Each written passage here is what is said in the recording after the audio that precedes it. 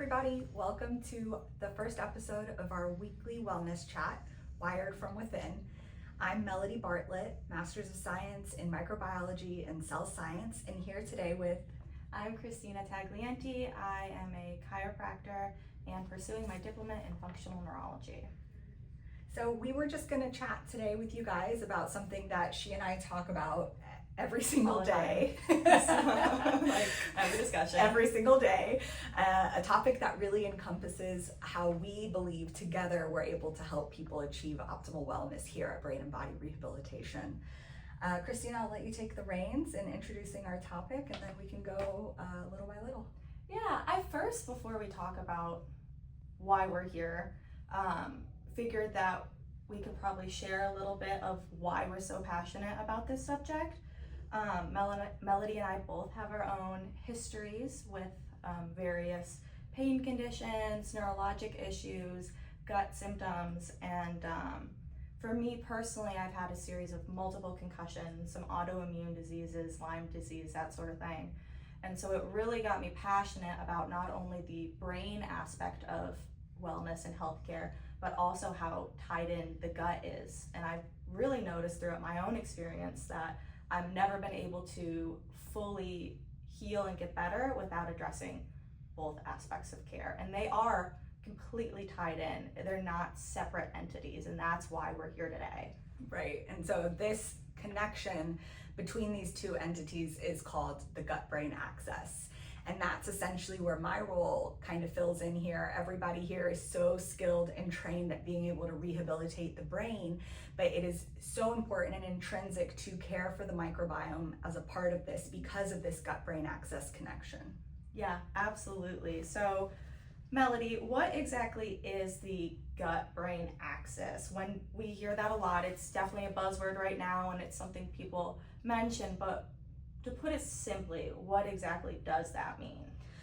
So, and she has such a good point. It is such a buzzword right now, and so it's my mission to demystify what the gut-brain axis is. And essentially what it is it's the nervous system that is within the gut, and how the presence of this nervous system within the gut, known as the enteric nervous system, we also have the vagal nervous system, but really the enteric nervous system, which is comprised of 500 million neurons, which is, I mean, how many times that is for the spinal cord? The spinal cord has 13 million neurons. So think about how abundant this nervous system is in our gut, and how the communication between the microbiome in the gut and this intrinsic nervous system affects our total health and wellness. Yeah, so based off of, and to touch on what you just mentioned, something that I found incredibly fascinating is that the vagus nerve, it's one of your cranial nerves. It's a really big one people like to think about for the autonomic nervous system, that rest and digest system.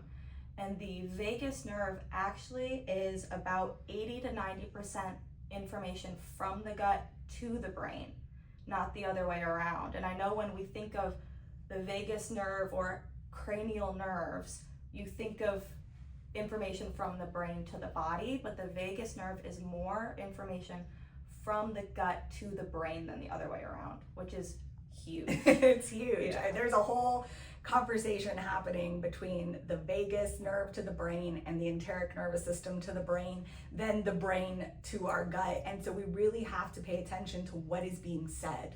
Right. For this reason. And on that topic, what is being said? Gut dysbiosis. So what is gut dysbiosis and how can it manifest? How do I know? How do you know?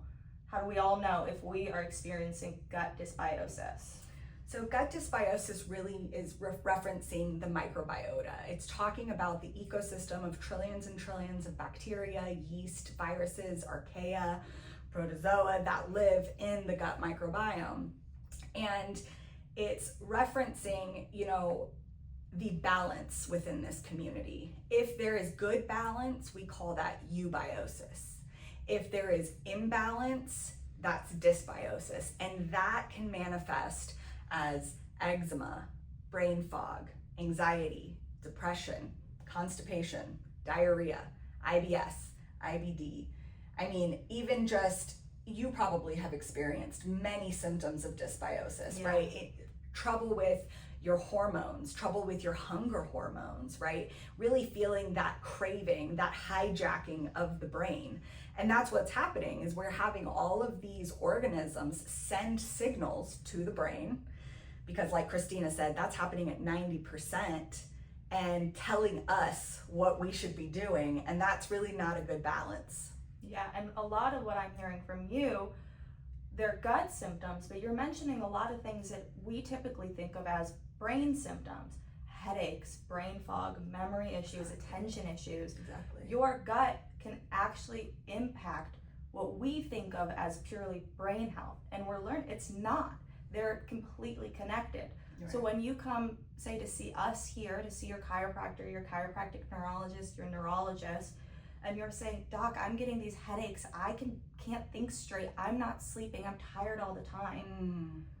We're starting to look at it, and the wonderful thing about having Melody here is we're able to say, well, it's not just your brain. Right. It's not just your coming from up here, it can be coming from down here. Right. And so for me as a practitioner, it's been so helpful to have Melody, because she's catapulting these recoveries, and she's really pushing these people forward on their health journey in a way we've never been able to see before, because they go together hand in hand, and it's been really, really awesome.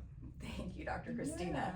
Yeah. I want you to talk a little bit about how TBI and concussions can manifest also and cause dysbiosis, so it can go the other way as well. Yes, and one of the first things that we think about when a patient has a concussion or a TBI is what is happening in their gut and their microbiome, and it should be one of the first things that we start to examine. Right. When people get a concussion, they go through all these tests. I mean, we were just talking about this. Yeah. People go through all these testings after a TBI to see, well, what is my brain health? But people don't go and check their gut health, and I think they should, because that's 100% impacted. Symptoms of a concussion can be brain fog, memory issues, extreme fatigue, headaches, migraines, pain, joint pain, all these things. Yeah, all these things are gut problems too. Right, absolutely. And so you're not just injuring your brain, you're injuring your gut.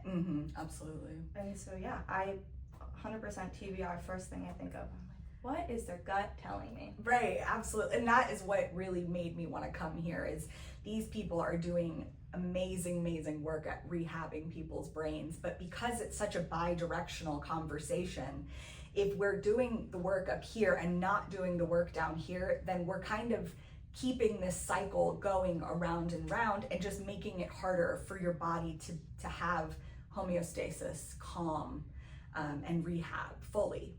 Yeah, absolutely. So one thing I want to touch on, because we hear this a lot, is if a patient comes to us, whether through you or through me, they might say things like, well, I'm seeing a homeopathy doctor, I'm seeing a functional medicine doctor, or I've already done a stool test or an allergy test or a food sensitivity test. Why should I do the test that you're recommending? So I wanted to touch on that, because I think that's a really important conversation. Yeah, no, I agree. I think it's a great conversation, because it is something that the lines get muddied a little bit, and there's absolutely a purpose and a value to having a homeopathic practitioner, to having the food sensitivity testing. All of these tests are not the same, and it's just really important to have the right tool for the right purpose. And here at Brain and Body, we partner with Microbiome Labs, and we're doing whole genome sequencing of the gut microbiome. So as a scientist, I'm wanting to empower you by having all of the knowledge of what is the architecture of your gut microbiome, what is happening in real time amongst these trillions of microbes, right? What do they look like? How is the health of your gut microbiome, and how can we targetedly support that for you so that you can have better longevity, brain rehab, etc. And it's just different, like different GI tests are different. And I think whole genome sequencing has its own unique lane in being able to more broadly and not narrowly be able to give us a very, very wide at the phylum level snapshot of what the architecture of the gut microbiome looks like and how it's functioning. Because when we're talking about genes, we're able to sequence everything that's there and really let the gut tell us the story. Yeah, absolutely. And on more my end of this, of please. care, the testing you do really resonates with me because you're looking at the whole picture and you're trying to say what is correct but maybe not for this person, what is too much, what is not enough. You're really looking, because there is no one size fits all, and we do testing very similar in that manner where every brain is different because every human being is different and you're different throughout your life, so your brain is going to look different today versus tomorrow, 10 years ago and 10 years from now. Right. And so the testing we do is similar in that nature, where we are trying to figure out what is right for you, what is right in general, and how can we get you to the most optimum functioning based off of what you have going on. And so our testing is very specific for the complaints you come in with.